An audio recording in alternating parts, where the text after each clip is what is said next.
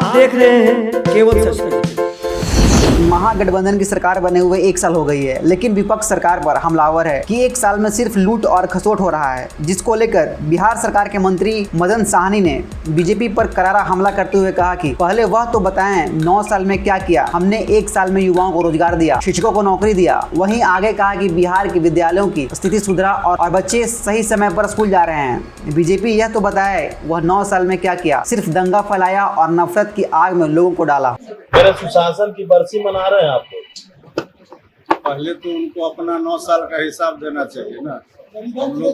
हम लोग तो 1 साल में जितने काम किए वो सब जनता के समक्ष, और इसी 1 साल के दरमियान लाखों लोगों को नौकरी भी दिया गया है। जो बिहार सरकार ने भरोसा दिलाया था राज्य के लोगों को, खास करके युवाओं को, उस पर खरा उतर रही है और लाखों लोगों को नौकरी दे रही है। शिक्षक की बहाली हो रही है, पुलिस विभाग में बहाली हो रही है, हजारों महिलाओं को पुलिस विभाग में नौकरी मिली है, अन्य सभी विभाग में नौकरी मिल रहा है। और 2 काम जो सबसे महत्वपूर्ण हुआ है, बहुत बड़े बड़े प्रोजेक्ट पूरे किए गए हैं बिहार के अंदर में, लेकिन जो 2 काम खास करके जो जातीय आधारित गणना था उसका काम पूरा लगभग हो चुका है। और इसको भी जो लटकाने का काम किया गया भारतीय जनता पार्टी के द्वारा न्यायालय में अपने आदमी को खड़ा करके, वह बात भी राज्य के सभी लोग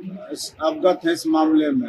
दूसरा, जो नगर निकाय चुनाव में भी उन्होंने न्यायालय का आड़ ले करके और उसका दरवाजा खटखटा करके उसको भी रोकने का प्रयास किया।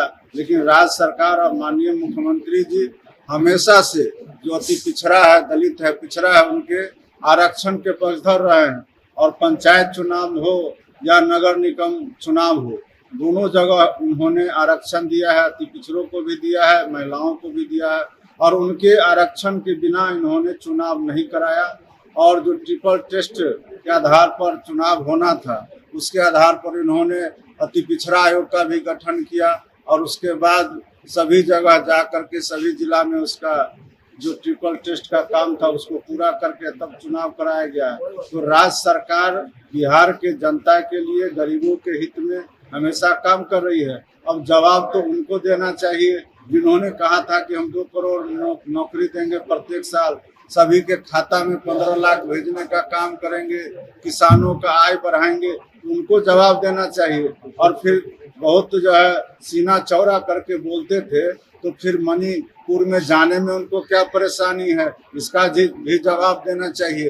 देश के सभी नेता उनसे पूछ रहे हैं कि आखिर आप मणिपुर क्यों नहीं जा रहे हैं, और आज तक माननीय प्रधानमंत्री जी नहीं गए हैं, तो इसका भी जवाब उनको देना चाहिए। अच्छा, राहुल गांधी ने कल संसद के अंदर फ्लाइंग किस दिया है और इसको लेकर काफी बवाल हो रहा है, कैसे देखते हैं आप?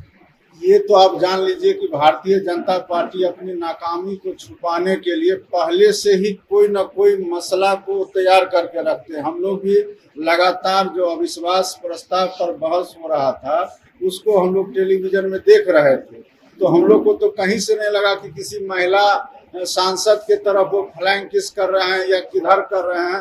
भारतीय जनता पार्टी को कई गो आंख है जो उनको फ्लाइंग किस दिखाई दे रहा है, लेकिन मणिपुर का इतना बड़ा घटना हुआ महिलाओं के साथ, यह उनको नहीं दिखाई दे रहा है।